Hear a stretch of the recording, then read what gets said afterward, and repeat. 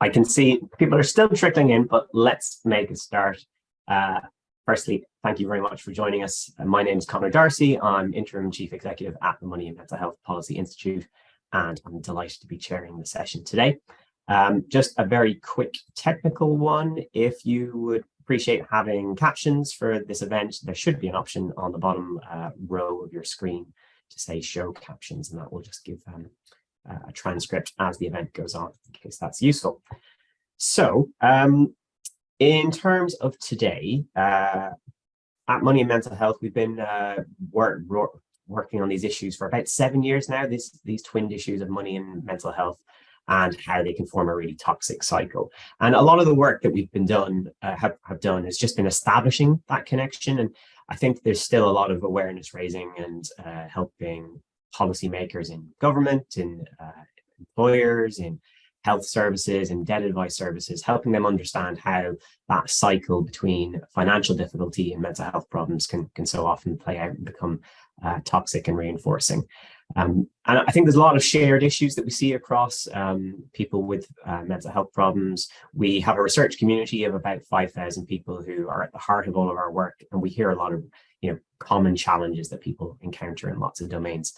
But we also know that people have really different experiences and our characteristics can influence that. So some work that we've been doing over the past couple of years has been starting to dig into how does that cycle of money and mental health problems that we're so interested in and so keen to disrupt, how does that play out differently?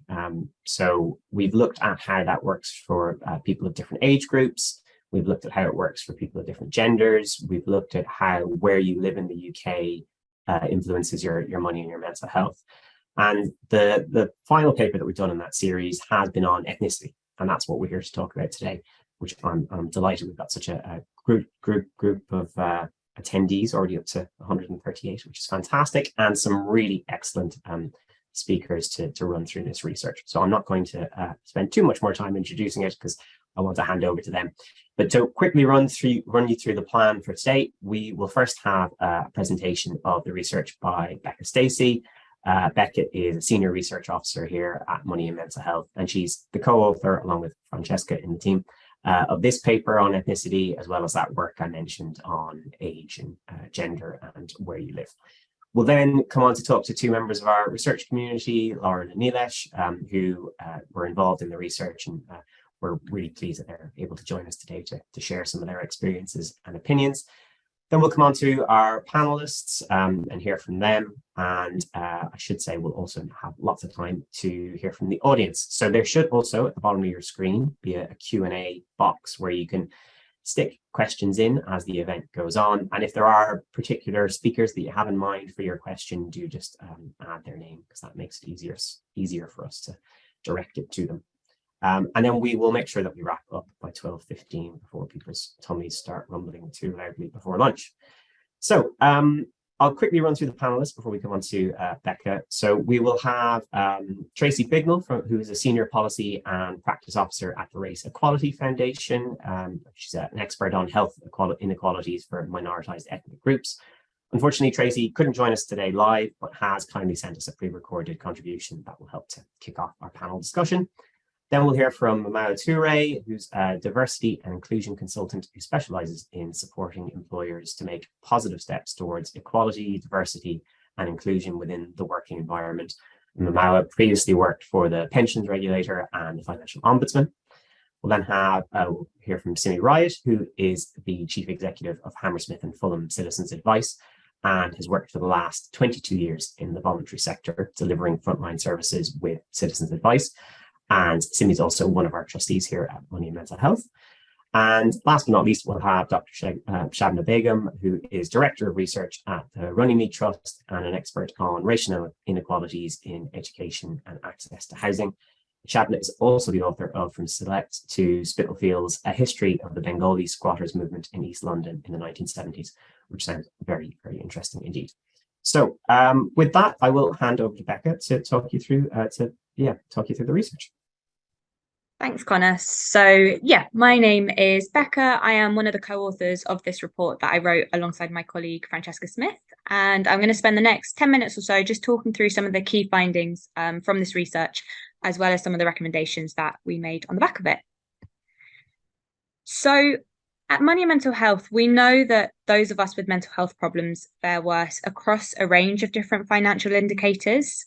But with 1 in 4 of us experiencing a mental health condition at any one time, what we really wanted to understand was how that big group of people experience the cycle between money and mental health differently, and to understand the diversity of those experiences, especially when looking through the lens of ethnicity. So we ran a survey with over 250 members of our research community.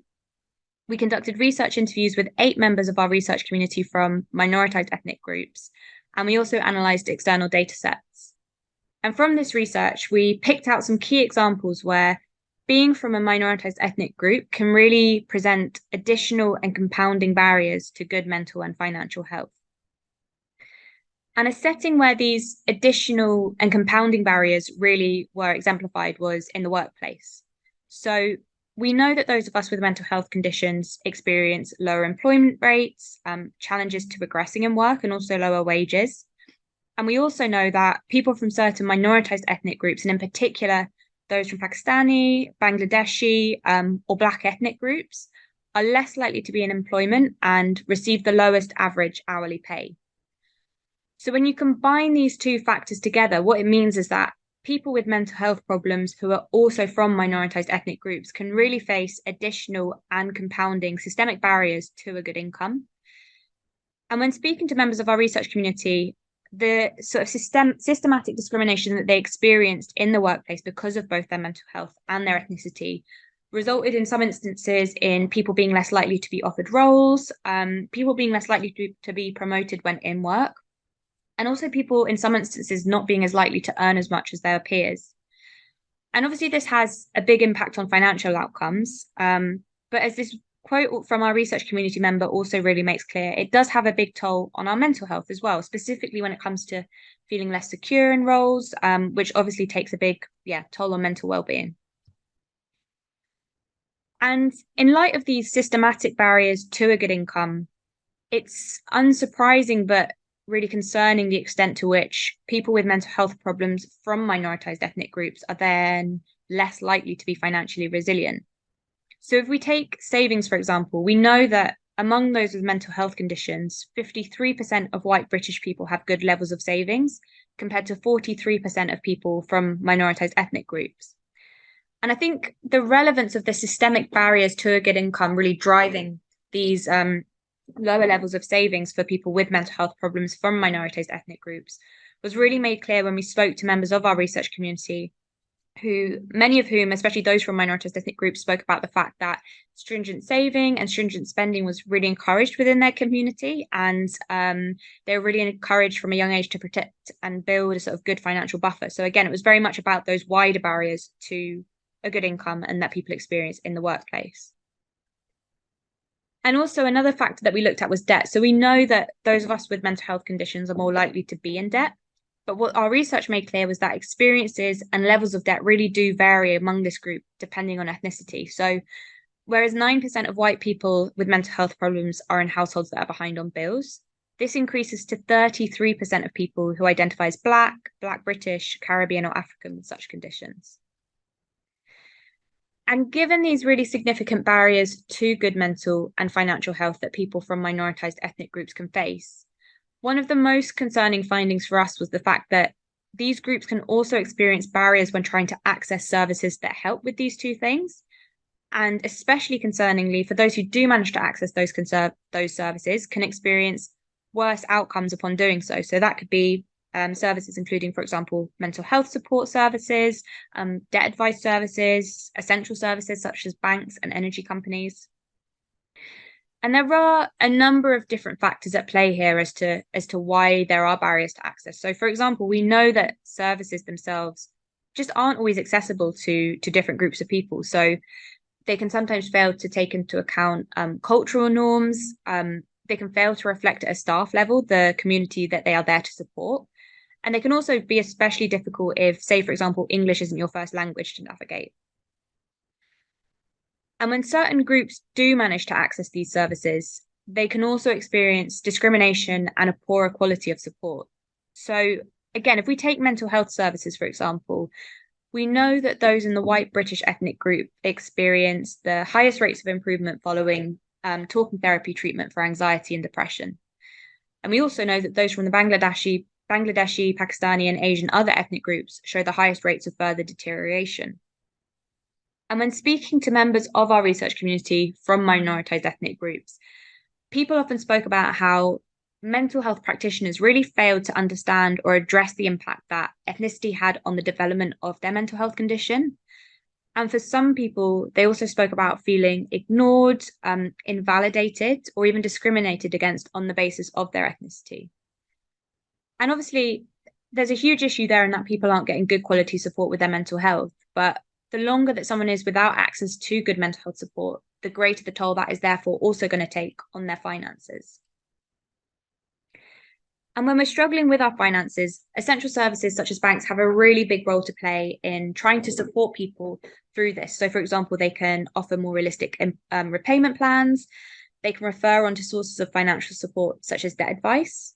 But similarly to in mental health settings, we really also heard how members of our research community had experienced discrimination within these settings as well. And that can both deter people from then deciding to speak about both personal matters such as mental health conditions and also financial difficulties as well, which in turn really reduces the likelihood that they're going to be able to get support that can speak to these challenges. And I think one example that, at least for me, really stood out from our research community was Tina's experience. So Tina is a member of our research community, and that's a pseudonym that we're using, who identifies as Caribbean. And previously, when engaging with her bank, she felt that she was ignored and looked down on because of her ethnicity. And as a result of this discrimination, she now decides to only engage with her bank over the phone, despite the fact that her preference would be to do so face to face, and despite the fact that because of her mental health condition, she does also really experience some challenges when it comes to using the phone.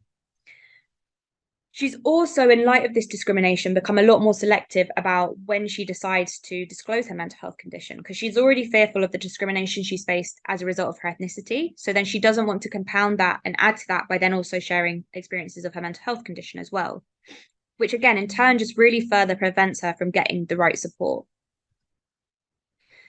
So to kind of summarize in terms of what needs to change, I mean, I think it's fair to say that any action that aims to address the financial inequality that those of us with mental health problems experience is likely to be of benefit to all of us, regardless of our ethnicity. But what our research has really made clear is that interventions that just take a one-size-fits-all approach are not going to be equally effective for everyone. And instead, what we really need to see are interventions addressing and taking into consideration the really diverse range of experiences with money and mental health that people have, to make sure that those are sort of met and understood and also responded to as part of these interventions. And I'm just going to pick out a few examples to sort of demonstrate what that could look like. So if we think about the workplace, for example, something that we've often called for and that we want to see larger employers in particular implement are mental health strategies that essentially aim to address and remove the barriers that those of us with mental health conditions can face when it comes to entering into and progressing in work. But what our research has made clear is that a real consideration also needs to be given as part of these to the additional and the compounding barriers that people with mental health problems from minoritized ethnic groups can also face in the workplace. So, for example, it's not just about ensuring that line managers receive mental health awareness training, but it's also about making sure this training equips them to better understand and respond to how experiences of both mental health and ethnicity can create additional and compounding barriers in the workplace. And something that we've also been calling for a long time now is for people who are accessing mental health support to be routinely asked about the impact that their finances might be having on their mental health, and to have referrals onto sources of support where this is impacting. But again, what our research has made clear is that that inquiry would be a lot more effective if it is tailored to different people's experiences. So just briefly, if we think about Tina's experience and the discrimination that she faced when she was at the bank, it's unsurprising in light of this experience and others that are similar, that certain people from minoritized ethnic groups are more likely to borrow from friends or from family than from formal institutions like banks. And therefore, if a mental health practitioner is asking about debt and asking about where people borrow money from, that more community form of borrowing also needs to be taken into consideration, as well as that from more formal institutions like banks.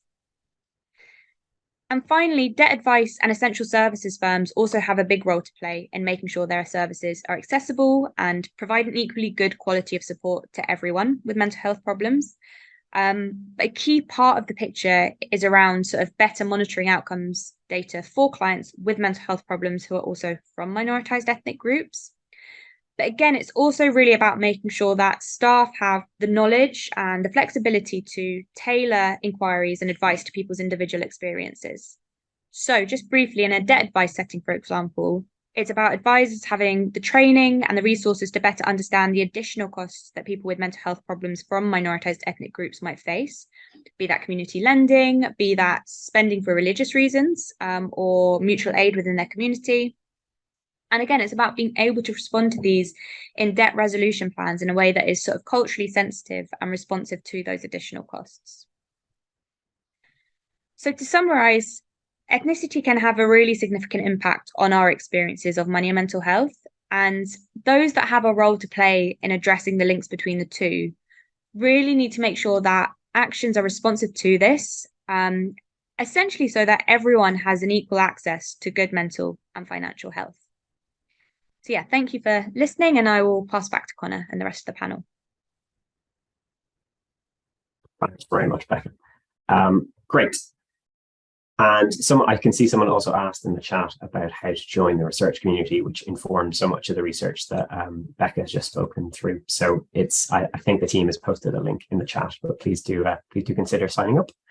So next, we are going to come and talk to two members of our research community who fed into the research to understand their experiences and to get their points of view. So delighted that we've got Lauren and Nilesh joining us today.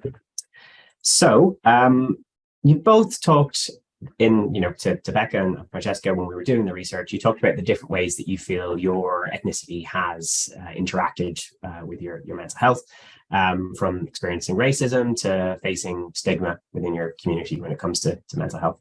So Lauren, if I can come to you first, from your experience, how do you feel your ethnicity has affected your experience of getting support and treatment for your mental health, say from health professionals? It's kind of hard to tell because you're never really sure how much of it is based in sort of racism and how much of it is based on my gender or whatever. But yeah, there's always a fear of meeting mental health professionals for the first time, especially when they appear to be white, because I just have no idea what their sort of level of background knowledge is and what they're going to be like. And I've had so many unpleasant experiences as a child with racism, but actually all the way through childhood and into adult life as well. And like being assaulted at primary school, the first 3 years of primary school, and the headmaster doing nothing about it, stuff like that. So I'm always wary, and that's just an extra layer of stress on that sort of thing. And I guess it didn't help that when I first tried to get help, I was the third year of a medical degree, went to my GP, and I was just told to get more exercise. I'm like, I cycle every single day, like 8 miles at the weekend. I do karate once a week and play underwater hockey twice a week on top of a medical degree. I'm not really sure how much more I can do. So, yeah. Thanks for sharing that, Lauren. Yeah. I think that lifelong element of it is something that we really hear, that it's not just something that happens, when you're older and trying to get support. It can be right through from childhood.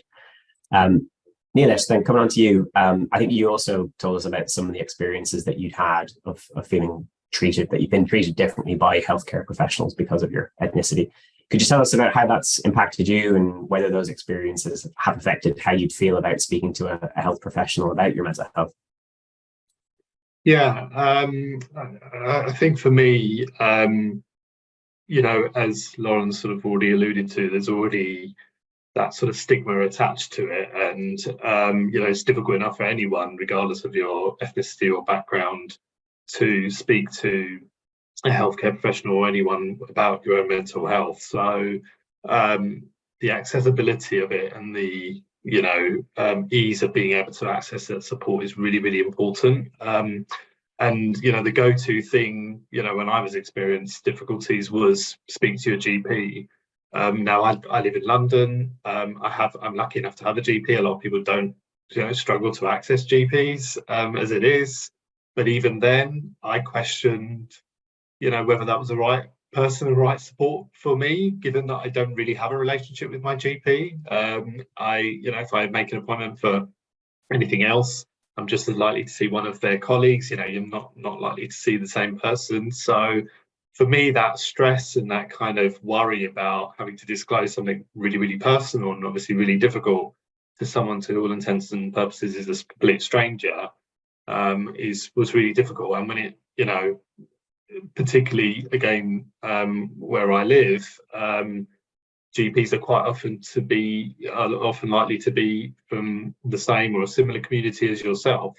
And as I say, there is always that stigma, particularly within ethnic minorities. I've found talking about mental health, it's often sort of taboo, really, to talk about it. So to then go and speak to someone who's a healthcare professional, but may also share, or you worry will share, those sort of same prejudices or same kind of worries about it, that's really difficult. And I found that when I went to speak to my GP about family planning, which is something I wanted to talk to them about, and I was automatically met with resistance and more or less told, a person of my ethnicity and my age shouldn't be talking about things like that, and that came from my GP. So it was just really, really challenging. And obviously, you internalize that, and that then just has a knock-on effect for your mental health. So I just found that really, really difficult, and it clearly has affected. I would be very reluctant to go to another healthcare professional about that because of that lack of trust and that lack of sort of understanding of what you're going through, I suppose. Thanks for sharing that. So you've both spoken about that interaction between your mental health and when you're trying to get support with your health and your well-being. On the other side of the coin that we're interested in, on finances, do you feel like your ethnicity and your experiences as a result of your ethnicity has impacted on your finances? Maybe Lauren, I'll come to you first. In a way, yes, although it's possibly slightly odd. My mum is Indo-Caribbean and very sort of controlling and trusted my brother a lot more than me. Yes, I was the girl. I wasn't to be trusted. Anytime I did sort of have any money or come into any money, or she would take it and put it in the bank. And so the only way, I wasn't allowed out on my own, so I couldn't even access it. Go to the bank and get it. So if I wanted to spend any money that I got, I had to do it really, really quickly. And so even now, my brain is sort of wired to, oh, I have this money, I have to spend it. And that's trying to sort of rewire that is kind of difficult. I'm sure there are other things, but my brain is just blanking on it at the moment. No. Oh, actually, yeah. So friends' experiences whenever they're sort of dealing with friends who are like more obviously minority ethnic. I mean, my name, both my names sound white. So if you can't see me, you assume the assumption usually is that I'm white, because I don't really have much of an accent either. But friends who are more obviously not white, they have a lot more problems when dealing with like energy and phone companies, and quite often I end up being the person who has to be a go-between and just help them get the help they should be getting.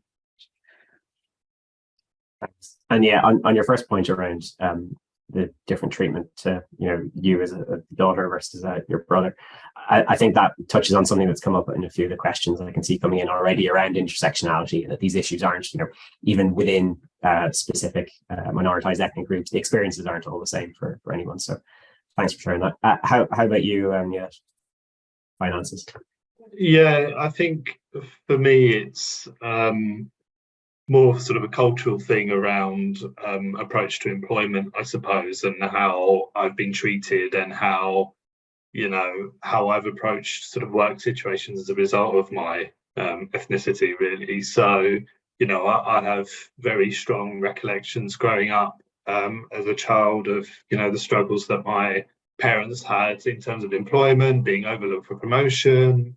My dad was unsuccessful in a discrimination case, which, as far as I was concerned, obviously I was just a child there, but was really clear cut that he didn't stand a chance. So I think that has impacted, those experiences as a child even have sort of impacted my approach to employment and seeking work sort of in the future. So, I've always sought, and it's always, been the sort of thing that's been ingrained in me for a long time, to be sort of risk averse, I suppose, and seek security in jobs, seek professions that have that stability, because you just don't know how you're going to be treated, or, there's just that general kind of fear, I suppose, of job insecurity. So, I've chosen careers, and I know when I was at school, I even to that degree, I've chosen subjects that I felt like, well, that's my best chance of getting employment, really, because I haven't had that faith that necessarily I would be treated equally, certainly at a younger age. I do think things have improved. So my children now, I would hope, would benefit, but still, I know it's something they even think about and talk about. So I think it's that kind of, approach to employment and therefore finances, just being very risk averse and worrying sort of what's around the corner, because of not necessarily feeling like it's a level playing field, I suppose. Makes a lot of sense. So just on, I guess, for the last question, you've both spoken about some frustrations, some difficulties, some challenges, some outright discrimination that you faced. If you could change one thing to help people from minoritized ethnic groups who also struggle with their mental health, just to have a better outcomes, what would you like to see change?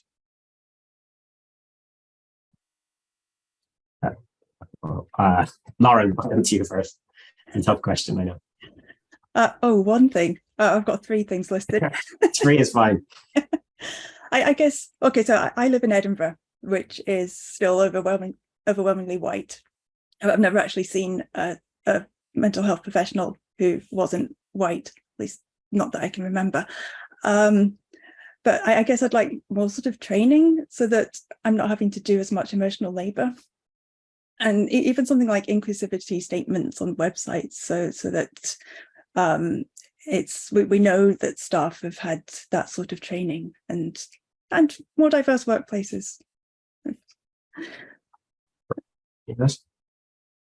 I think I would just sort of go back to something I said earlier about the sort of default for people to go to their GPs. I think for mental health support, for me, I think there's got to be another solution to that, and another sort of independent, I suppose. And I think particularly, I do think it's a particular issue for people from ethnic minorities that, as I said before, some of them don't have GPs or don't have that relationship with them, that ability to go somewhere else, some sort of one-stop shop or whatever, I think would have certainly helped me, because of all the issues I kind of said before. So I mean, we all know mental health is an issue in this country in terms of the NHS and whatever else, but I think I can't think of too many people who share my ethnicity, whatever, would feel comfortable going to the NHS in this current setup, particularly to access mental health support. So something definitely needs to change there. Fantastic. Thank you both so much for taking part in the research in the first place, for coming to talk to us today and sharing your experiences, and for being part of the research community in general. I think it just helps so much to understand how these issues play out for different people in a bit more detail.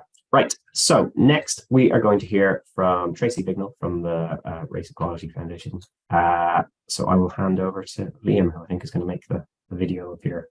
Thanks for inviting me to speak at this Money and Mental Health event. We really welcome the policy note. The relationship between money, ethnicity and mental health in the UK is complex and multifaceted. The Money and Mental Health Policy Institute, through the Lens series, builds on past studies on ethnic inequalities, but explores the particular aspect of ethnicity, money and mental health. Race and ethnicity also hit at the intersection of age and gender. the other two reports in the Institute's briefing series. This report shows that people from minoritised ethnic groups are disproportionately affected by the economic and social determinants of poor mental health. This includes low income, social exclusion and racism. People in these groups also face additional barriers to good financial health, such as entering into, progressing and staying in work, and are less likely to be financially resilient as a result. This also impacts on them later life in terms of having adequate pensions, for example.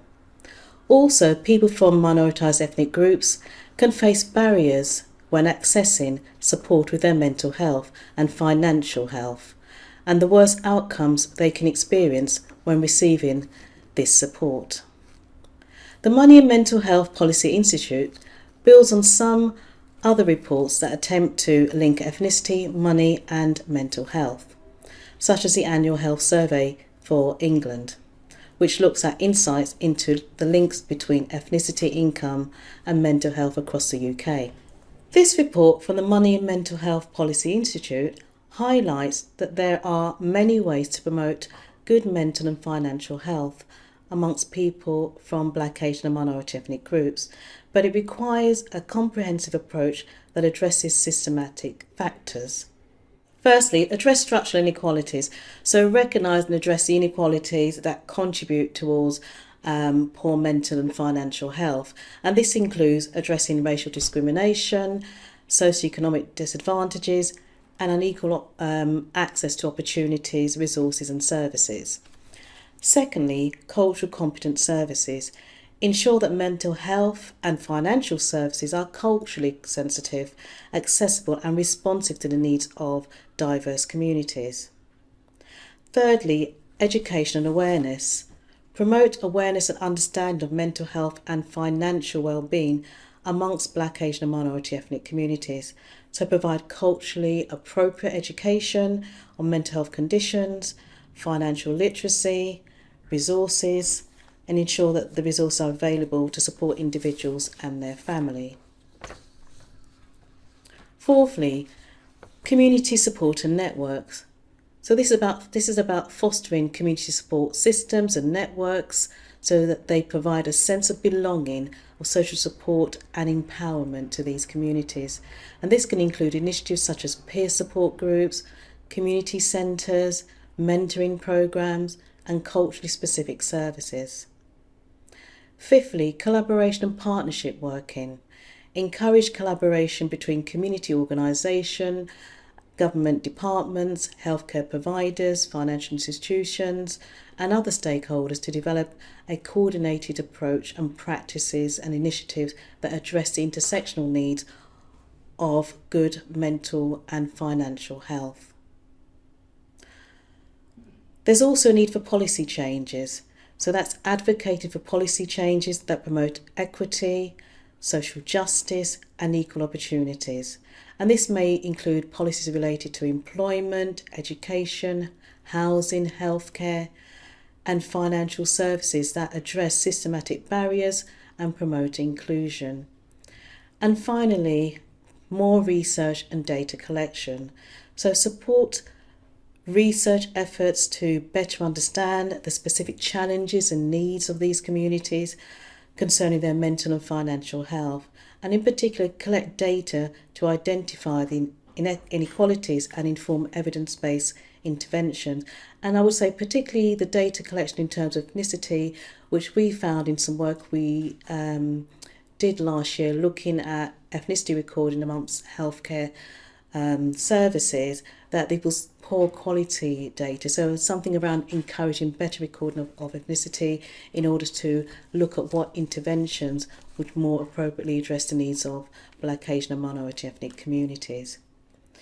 So finally, what I would say is that it's important to tailor approaches to specific communities and contexts, and also involving community members, leaders and organisations in the planning and implementation of initiatives that can enhance their effectiveness and sustainability. Thank you.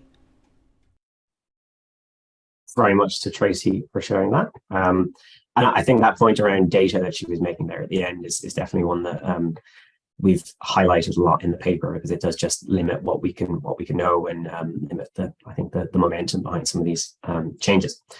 Great. So I can see there's lots of questions still coming in. Do keep sending them through, and if there's a specific person who you'd like to answer your question, please do just mention their name as well.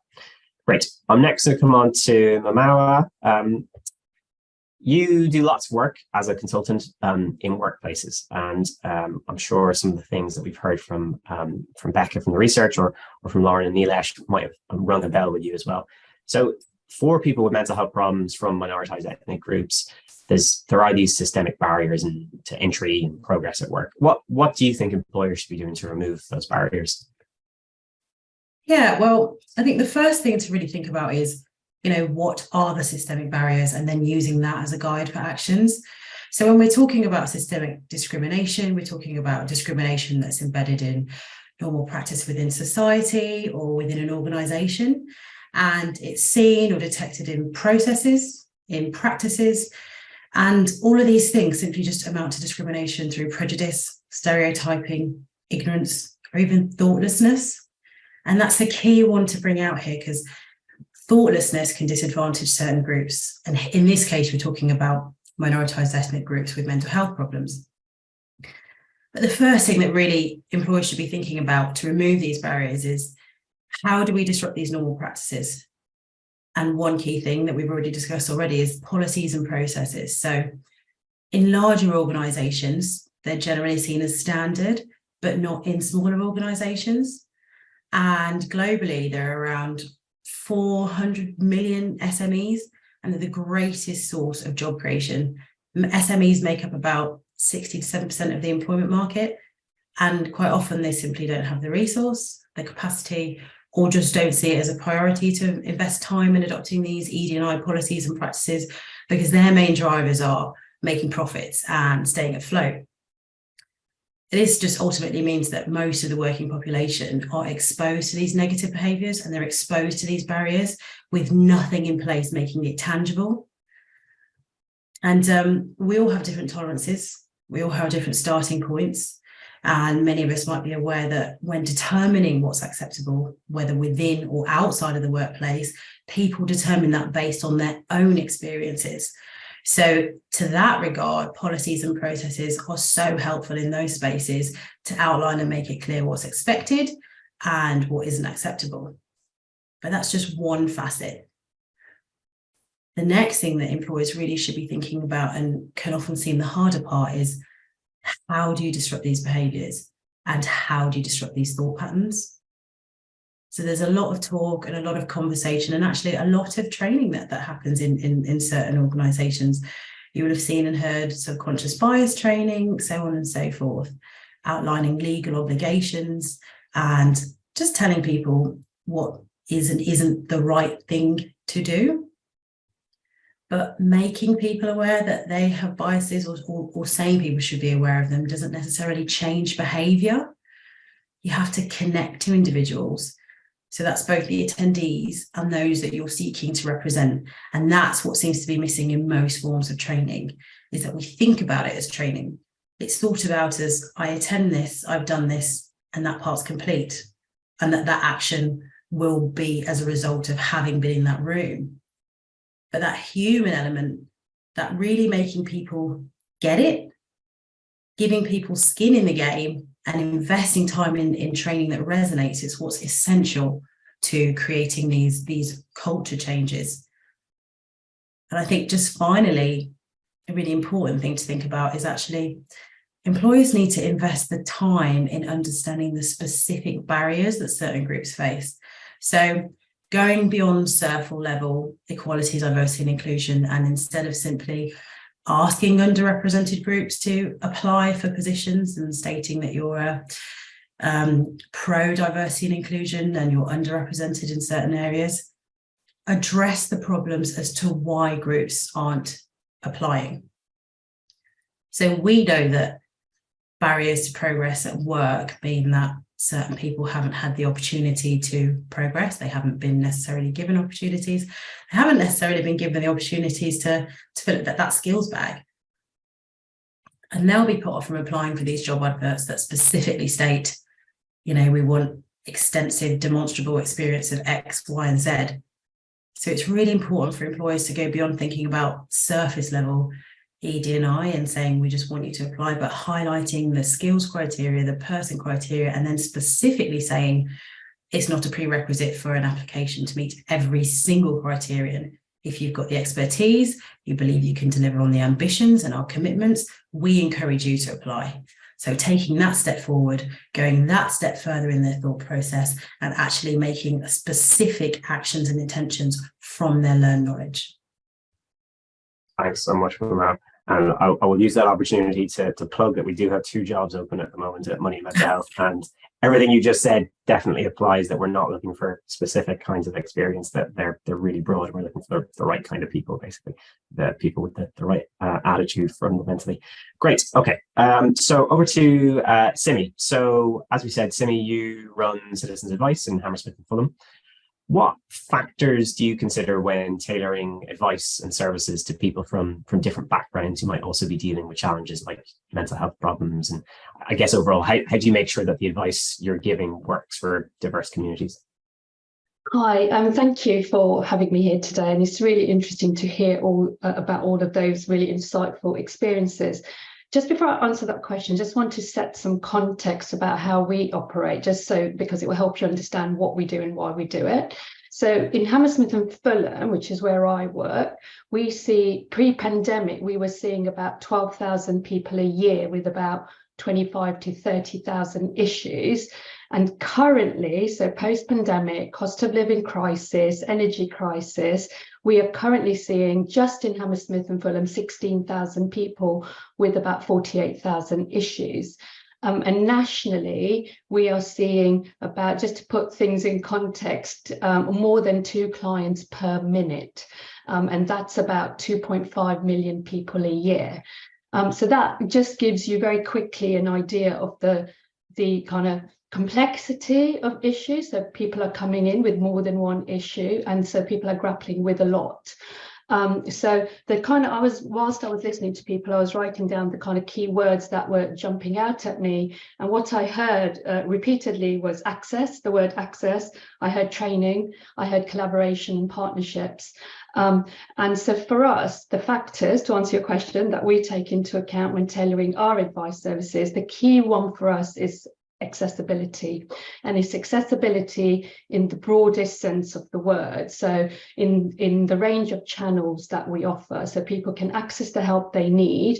So telephone, face-to-face, email. We're currently developing web chat, looking at advice by WhatsApp. So what makes it really easy for clients to get to us, and then offering that across a range of services, so that it's not just advice, but what other complementary services that we can provide that will enable us to provide a holistic offer which can support people across the kind of variety and complexity of the issues that they're presenting.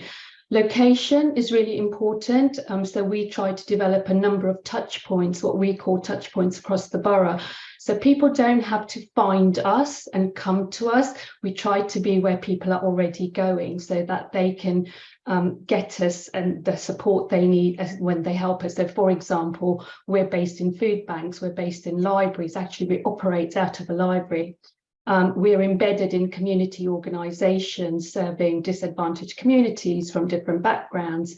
We deliver a wide range of outreach projects. So we work specifically with migrant communities or asylum seekers or people with mental health health issues, or physical disability organisations or homeless organisations. So we try to really be where the people are, and we do a lot of fundraising to develop complementary services. So obviously you will know us as providers of generalist advice services, but we run a range of specialist projects so that we can work with people who are presenting with a range of issues. we fundraise to make sure that we can use language lines, so that if people have language needs, we can meet those.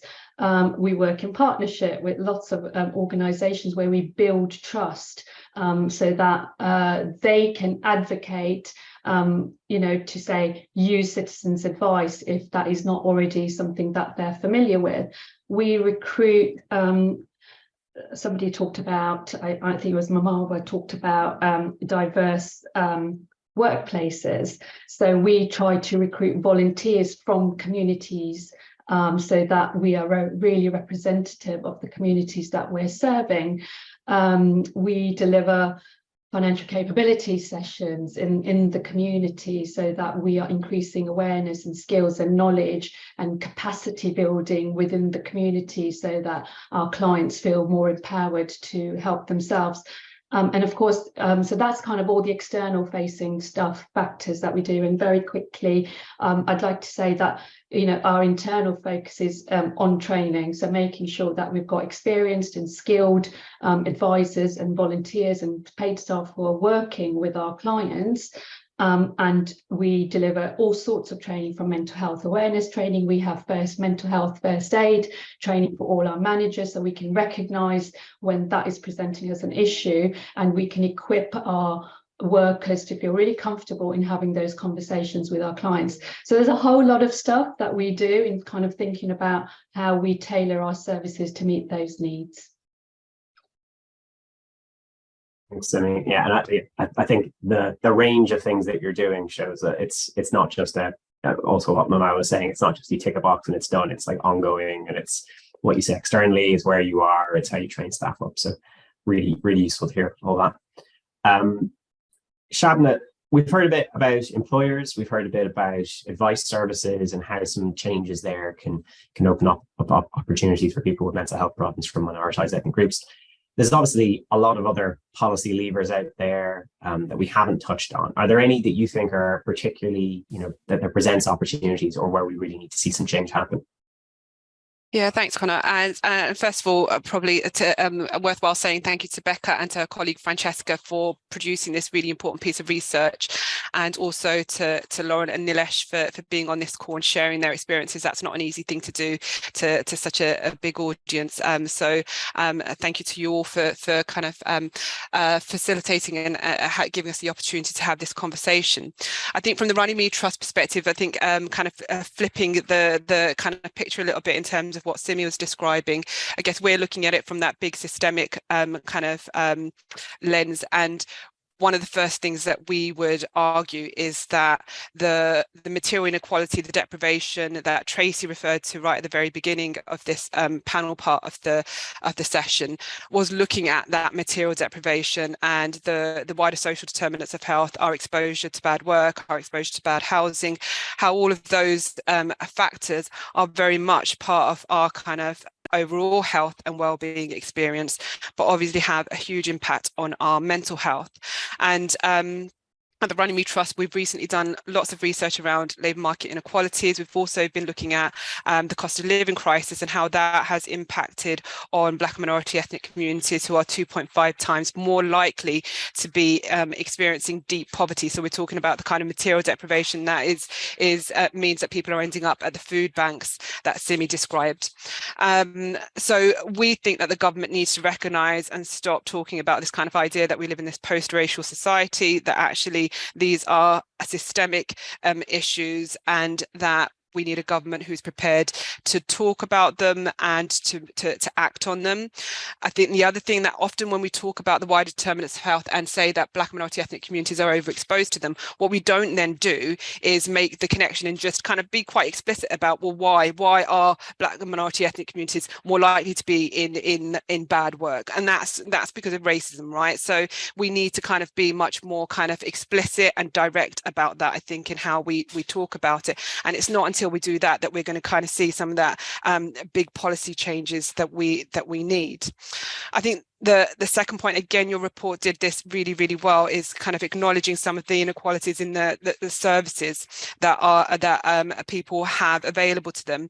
And I thought Lauren and Nilesh, your accounts of your experiences were really, really powerful. And actually, probably, Lauren, I thought it was really interesting where you said that actually, before you even became financially responsible, before you were even in work, you carried with you the baggage of what had happened to you in your earlier life as a child. And so it's really important for us to kind of acknowledge that, you know, for a lot of for a lot of Black and minority ethnic communities, the kind of racial trauma that we carry starts very early on in our journeys.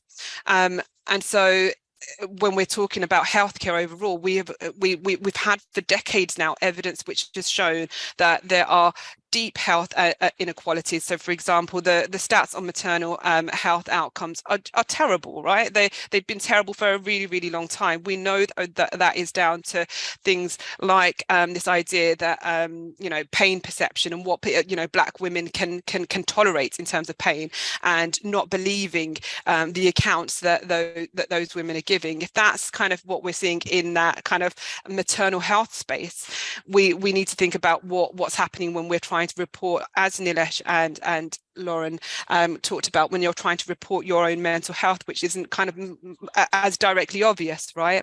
So making sure that the mental health services, that there is some statutory requirement to be accountable for that provision. I think that, again, when we leave it to goodwill and gestures and EDI policies, those are all great. Those are all great initiatives, but they are not going to resolve what is a fundamental problem that is rooted in the way that these services are structured. And until we can hold those services accountable for the inequalities, we're not going to see progress on that.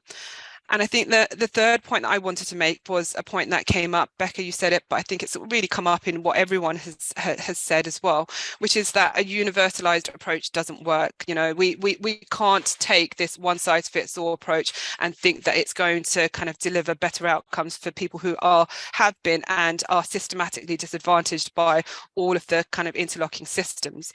And so where the government does have these work programs, they should be less punitive. We really need the government to make sure that these work programs are supporting people to be able to work, to have employers who are more sensitive to that, and make sure that there is some cultural and racial kind of competency, but sensitivity. And when we're talking about sensitivity, it's not, you know, I think it's really important that it's not just about kind of the superficial dressing that I think that sometimes is kind of implied in that. What we're talking about is a real anti-racist policy within those work kind of places, so that they tackle the power imbalance that exists within those workplaces.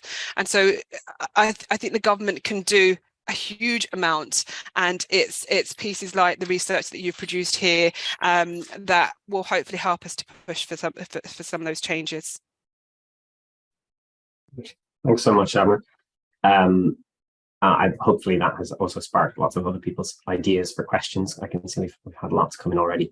So I'm going to move on to some of them to get onto our audience Q&A. So someone has asked, what role does stigma play in this? I understand that consensus is required in diagnosis, so I think we're particularly focusing here on the health system. I understand that consensus is required in diagnosis, so if a consultant isn't diverse, then individuals will be incorrectly labelled and experience problems with work who lack knowledge and support options. And I think a follow-up for that was just, how do we break down the barriers and stigma around conversations about mental health? I'll throw it open to anyone who wants to comment on that.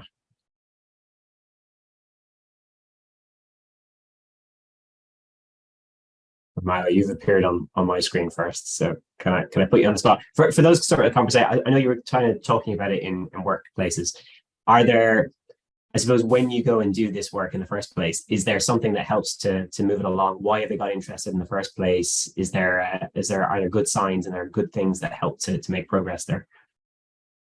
Yeah, and a lot of people are surprised to know that actually it starts with the individual, and I mean that is the person who you are speaking to, whether or not they share that characteristic or not. The thinking about where they've started in their own journey, also the what's in it for me, because it's quite a scary place to start opening up these conversations and actually really truly helping people understand what it feels like to be within these same walls, possibly even, within this same table, but have a different experience. And I think that can be translated absolutely everywhere, because, we've continued to talk a lot about training, but we've all had training in various guises in our lives. For example, we've all, if you know how to drive, you've been trained how to drive, but do you still drive in that way? There comes a point when it doesn't stick, and it's about that. And actually helping people understand the stigma and their own understandings of things is what will help them actually have these conversations and lean in to not be afraid to bridge the gap with things that they're unfamiliar with. Yeah, I was just going to, I think, just building on that point as well, because something that was really interesting in the research that we did as well was, I think, the more people experience discrimination and racism when engaging with services, the greater the negative attitudes towards sort of disclosing and seeking help with these things were. And I think something that was really important for us was making sure that stigma isn't detached from like the contextual wider barriers that people face to getting support and getting help. And I think the work that the panelists have spoken about that can be done to sort of increase access to and increase good support provided by those services, the more that people will then, I think, be in a position to feel more comfortable seeking and speaking about and getting help with these things. So I think it's often easier. Well, it's often something that I think we've often seen stigma talk about as quite an individual thing, which it absolutely is, but it also is very much interlinked to that wider context as well, which, we tried to bring through where we could. We've had a question for Simi. What types of tools would or might help people experiencing difficulties such as these and barriers to access support? We know that people find it hard to prepare for support. For example, GPs appointments, meetings with people. So are there tools that you think help people to access support more easily? I think it's difficult to sort of pinpoint like little things. I think it's probably a package of things that you would need to start with. I would always say find out what resources are available where you live.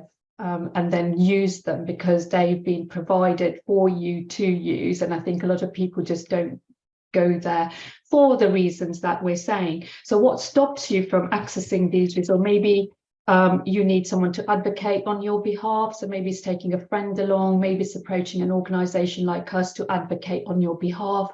We can help, for example, with writing letters or making a phone call or providing you with a list of things that you should, go and talk about.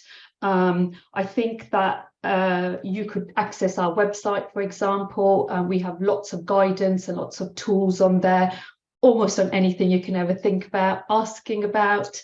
I think that you can look at, if you don't know where to find information, go to your local council's website, go to organisations like ours, look at any third sector organisations, information that you might find about very niche organisations who can help with a variety of things. Look at libraries, which is another source of information. They usually have information about all the services that are available. But the one particular challenge that I'd like to pick up about, Becca was just alluding to, is that one challenge that we have is that for all the reasons that we've discussed today, is that people don't often say that or reveal that they have a mental health condition, and that has to be a starting point. If you want to be supported in the way that you need to be supported, you need to tell us.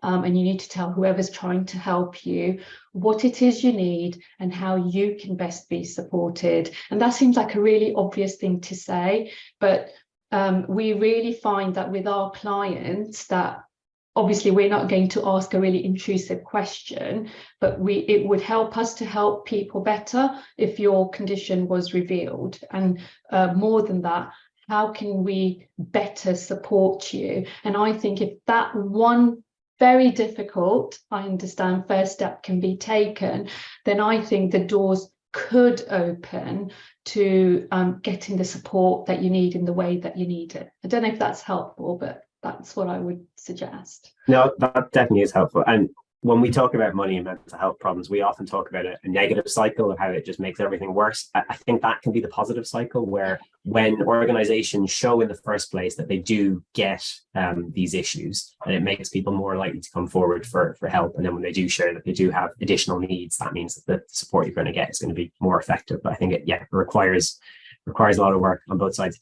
Lauren, I missed that you had your hand up before. Sorry to come in on a point on stigma. Was there something you wanted to say on that? Yeah, I guess this actually touches on one of the other things about systemic racism in a way, but people not really understanding how the dynamics in like some minority ethnic families, and so seeing me sort of not displaying much in the way of distress and stuff. And therefore, I mean, my diagnosis is about to change for the fourth time. I've lost count. I've been seeing psychiatric services since 2000, and yeah, it's about to change again to diagnosis number 4. But also during lockdown, I got diagnosed with, on top of the mental health stuff, autism and ADHD. And my psychiatrist, current one, who I've been seeing since 2014, is like, he's kicking himself for having missed it, because now it seems so obvious. But because of how I was conditioned as a child, I had an emotionally abusive mother, and I'm just really good at masking. So you don't really see it, unless you're actually also neurodivergent, because pretty much every single one of my autistic and ADHD friends is like, yeah, we all kind of knew that. We could tell. But yeah, stuff like that gets missed because they just don't have the knowledge to understand that things are different and we may present differently. Also, gender just messes with everything as well. Yeah, absolutely. Yeah, that intersectionality point, the lack of knowledge, I think is an issue that we really do hear a lot from lots of members of the research community. Becca, question for you. What research has been done on the impact of generational poverty and its relationship with the experiences of minoritized communities and mental health discussed here?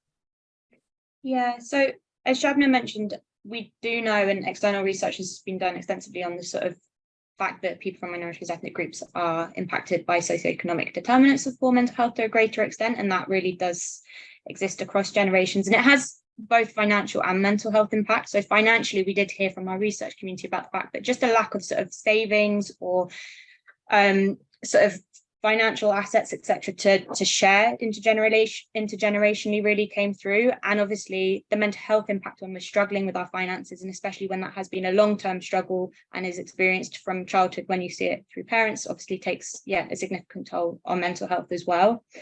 And I think just quickly to go back to the point that when we think about how you respond to that, so I guess that's something we'd really like mental health practitioners to be more attuned to and addressing, and understanding that given the likelihood that certain minoritized ethnic groups will be experiencing those socioeconomic determinants of poor mental health to a wider extent, and from a long-term generational point of view as well, being able to tailor that into their understanding of how that can impact on the event of having a mental health condition, and how the response and the care that's provided might need to sort of be tailored and take that into consideration as well, because again, else that's, as Lauren was talking about, a lot of emotional labor on the individual as opposed to them being able to get the support and help that they actually need. Thanks, Becca. Shannon, do you want to come in? Yeah, I was going to say that because there has been lots of research done about this, and the Runnymede Trust a couple of years ago, we published a report called The Colour of Money, which is where we looked at wealth inequality and how kind of the relationship between income and wealth inequality, and how that's really impacted on Black and minority ethnic communities in terms of that intergenerational kind of the thinness of the financial resilience that is passed down through generations. And obviously, again, kind of, going back to the wider determinants of health, during the cost of living crisis, if you have less financial resilience in the first workplace, if you don't have access to the kind of savings, the wealth assets that are going to tide you over, that puts you in a much more financially precarious place as well. So that kind of relationship to debt that Becca was referring to, that Simi is referred to, that those kind of issues are obviously critical to people who are, even if you already have, whether you have an existing mental health condition or not, those are the things that kind of can tip people into needing that additional support. So I think that wealth inequality, that intergenerational point, is a really important one, because it's not just, we can't just kind of look at this present moment and think that it is a crisis of the present moment. It's not, and then that's why it does need that big kind of systemic work. One for you, Ramala. How can organizations who aren't necessarily representative of the diverse communities they serve, unfortunately, try and create a space where the additional difficulties arising from discrimination can be addressed in a way that's not tokenistic? So what are the steps that they should be taking? Sorry, how can they, I missed the last part, it froze. Sorry. That wasn't you, sorry. No worries. How can organizations who aren't necessarily representative of the diverse communities they serve try and create a space where additional difficulties arising from discrimination can be addressed in a way that's not tokenistic? I think the key there is just simply avoiding being tokenistic. So what we've spoken about a lot, and what we speak about frequently in many underrepresented groups, is about taking action and going beyond those corporate statements in any guise. So you don't necessarily have to be something to do something about it, and that's simply what it is.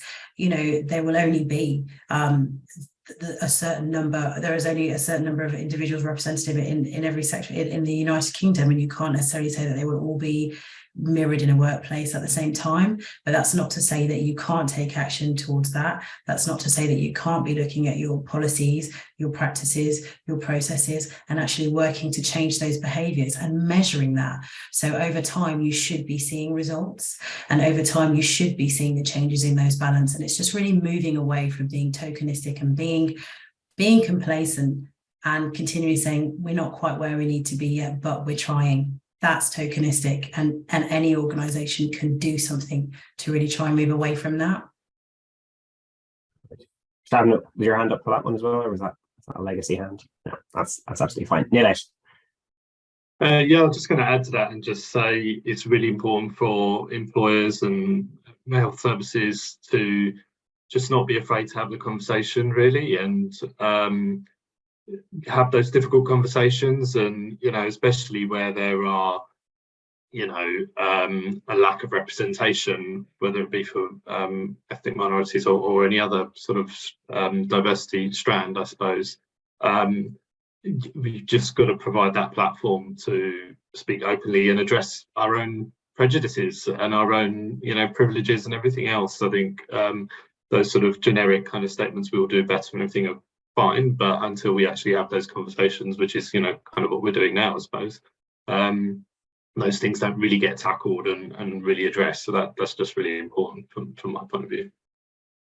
Right. Thank you for sharing that. I think we have time for one last question. And I think this could be for many people, but is there a digital exclusion element to this, do people think? And that, again, might be some of what Simi was talking about with delivery of services. It might be, Shabna, what you were talking about with how you know, government works and delivers services as well. But I'm keen for anyone's reflections if that is a part of it. Shall I come in, Connor? I think it is a big part of it. One of the largest programs we run is around digital inclusion. So we work in the community. We offer one-to-one sessions where people can just come in with their device.